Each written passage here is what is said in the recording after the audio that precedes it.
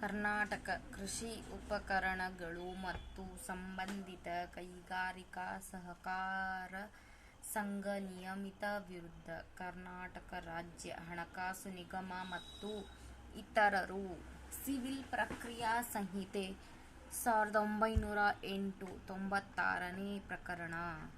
ಪ್ರಸ್ತುತ ಮೇಲ್ಮನವಿಯನ್ನು ವಾದಿಯು ದಾಖಲಿಸಿದ್ದು ಅಧಿವಿಚಾರಣಾ ನ್ಯಾಯಾಲಯದ ಆದೇಶವನ್ನು ಪ್ರಶ್ನಿಸಲಾಗಿದೆ. ಪ್ರಸ್ತುತ ಪ್ರಕರಣದಲ್ಲಿ 1ನೇ ಪ್ರತಿವಾದಿ ಬ್ಯಾಂಕು ಅರ್ಜಿದಾರನ ಆಸ್ತಿಯನ್ನು 2ನೇ ಹರಾಜಿನಲ್ಲಿ 1ನೇ ಹರಾಜಿಗಿಂತಲೂ ಕಡಿಮೆ ಹಣಕ್ಕೆ ಹರಾಜು ಹಾಕಿರುವುದನ್ನು ಪ್ರಶ್ನಿಸಲಾಗಿದೆ.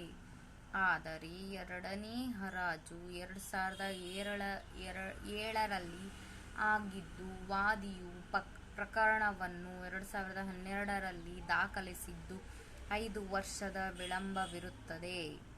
ಅಲ್ಲದೆ ಪ್ರತಿವಾದಿ 2 ಮತ್ತು 3 ಇವರು ಹರಾಜಿನ ನಂತರ ಆಸ್ತಿಯನ್ನು ವಶಕ್ಕೆ ಪಡೆದುಕೊಂಡಿರುವುದು ಇರುತ್ತದೆ.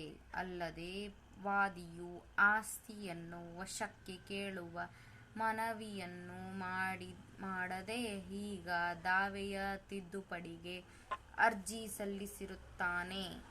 ಕಾಲಪರಿಮಿತಿ ಅಧಿನಿಯಮ 1963ರ 58ನೇ ಅನುಚ್ಛೇದದ ಪ್ರಕಾರ 3 ವರ್ಷದ ಅವಧಿ ಮೀರಿರುವುದರಿಂದ ತಿದ್ದುಪಡಿ ಅರ್ಜಿಯನ್ನು ತಿರಸ್ಕರಿಸಲಾಗಿದೆ. ಅಜೇಂದ್ರ ಪ್ರಸಾದ್, ಜಿ.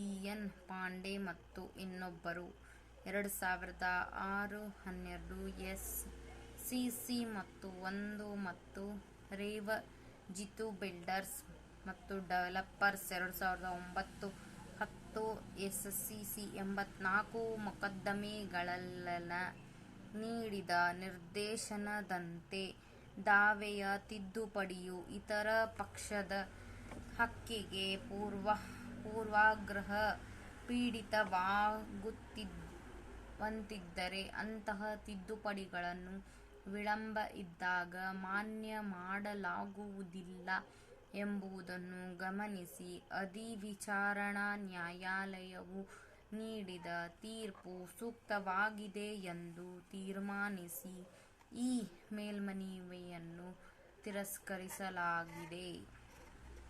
ತೀರ್ಪು: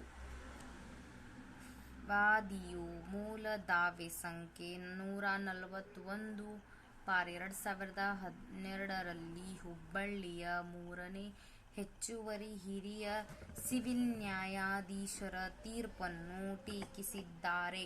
ಹುಬ್ಬಳ್ಳಿಯ ಬೈರಿದೇವರಕೊಪ್ಪದ ಬ್ಲಾಕ್ ಸಂಖ್ಯೆ 281/1 ಎ ಯಲ್ಲಿ 2 ಎಕರೆ 1 ಗುಂಟೆ 8 ಅನ ಪೈಕಿ ಪ್ರತಿಯೊಂದು 29 ಗುಂಟೆ 9 ಅನ ಅಳತೆಯ 5 ಭಾಗ ಭೂಮಿಯು ದಾವೆಯ ವಸ್ತುವಿಷಯವಾಗಿದೆ. ಇನ್ನು ಮುಂದೆ ದಾವಾ ಸ್ವತ್ತು ಎಂದು ಉಲ್ಲೇಖಿಸಲಾಗಿದೆ.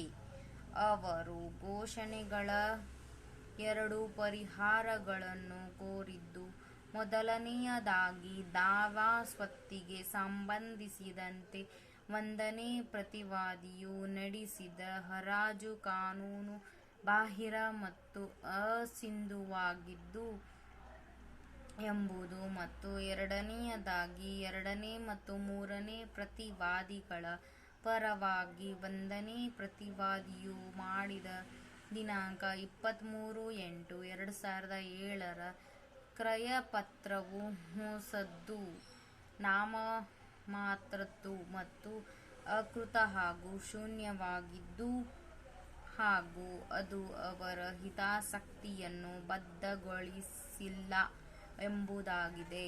Second paragraph.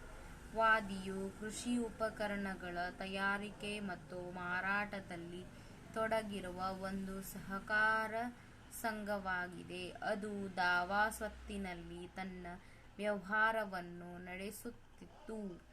ಅದರ ವ್ಯವಹಾರದ ಚಟುವಟಿಕೆಗಳಿಗಾಗಿ ಕರ್ನಾಟಕ ರಾಜ್ಯ ಹಣಕಾಸು ನಿಗಮದಿಂದ, ಎಂದರೆ ದಾವಾ ಸ್ವತ್ತಿನ ಭದ್ರತೆಯ ಮೇಲೆ ಮೊದಲನೇ ಪ್ರತಿವಾದಿಯಿಂದ 9 ಲಕ್ಷ ರೂಪಾಯಿಗಳಿಗೆ ಸಾಲವನ್ನು ಪಡೆಯಿತು ಮತ್ತು ಹುಬ್ಬಳ್ಳಿಯ ಕರ್ನಾಟಕ ಕೇಂದ್ರೀಯ ಸಹಕಾರ ಬ್ಯಾಂಕ್ನಿಂದ ಸಂಕ್ಷಿಪ್ತವಾಗಿ ಕೆಸಿಸಿ ಬ್ಯಾಂಕ್ 50 ಲಕ್ಷ ರೂಪಾಯಿಗಳ ಮೊತ್ತವನ್ನು ಈ ಸಾಲಕ್ಕಾಗಿ ದಾವಾ ಸ್ವತ್ತಿನ ಮೇಲೆ ಎರಡನೇ ಋಣಭಾರವನ್ನು ಸೃಜಿಸಲಾಯಿತು.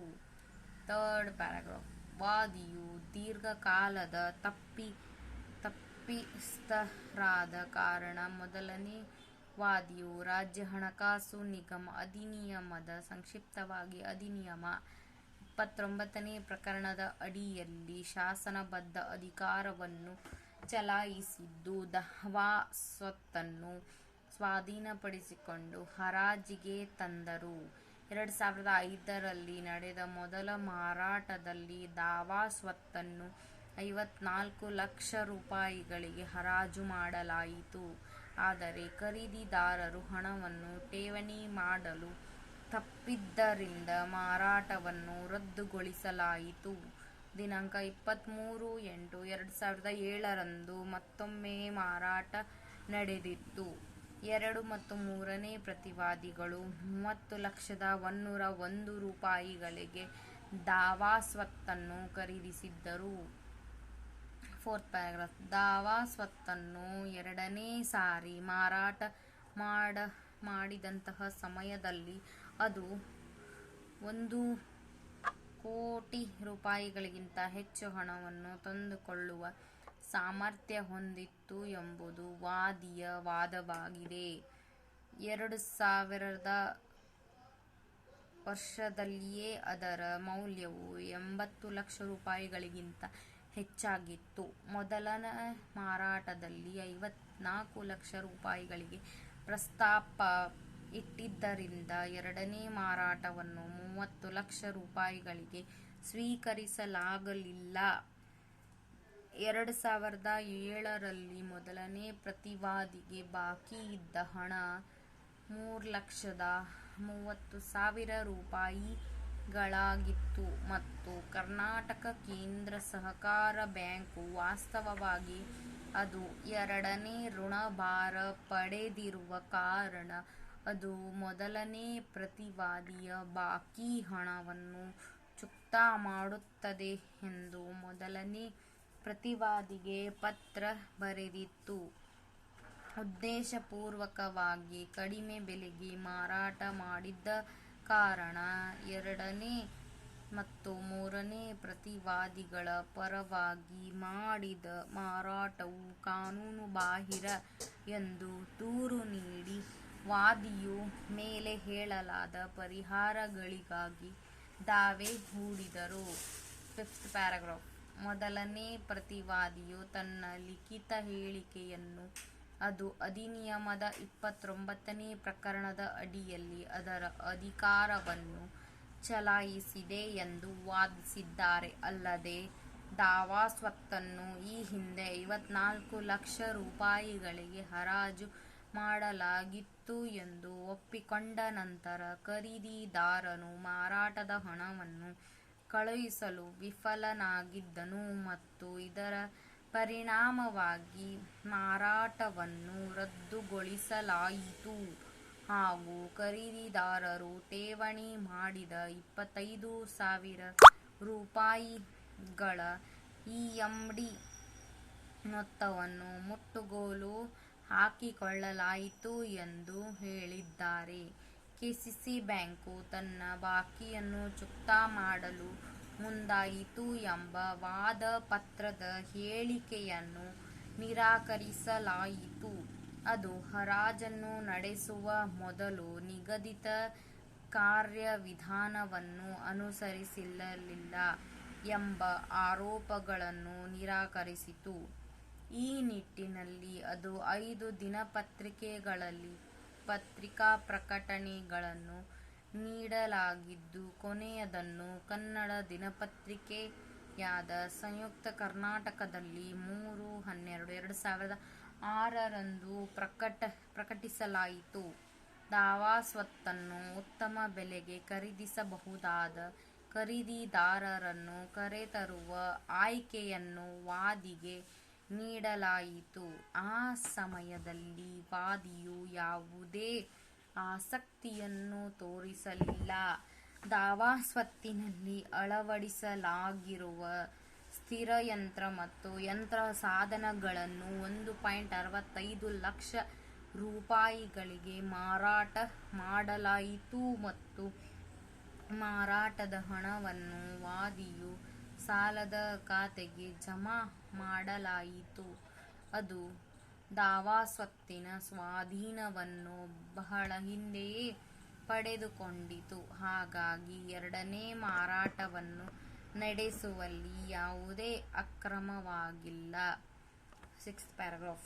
ಮೂರನೇ ವಾದಿಯು ತನ್ನ ಲಿಖಿತ ಹೇಳಿಕೆಯನ್ನು ಪ್ರತ್ಯೇಕವಾಗಿ ಸಲ್ಲಿಸಿದ್ದು ಮೊದಲನೇ ಪ್ರತಿವಾದಿಯನ್ನು ಸಂಪೂರ್ಣವಾಗಿ ಬೆಂಬಲಿಸಿದನು ಹಾಗೂ ದಾವೆಯ ಅವಧಿ ಮೀರಿದ್ದಾಗಿತ್ತೆಂದು ನಿರ್ದಿಷ್ಟವಾಗಿ ವಾದಿಸಿದ್ದಾರೆ. 7th paragraph.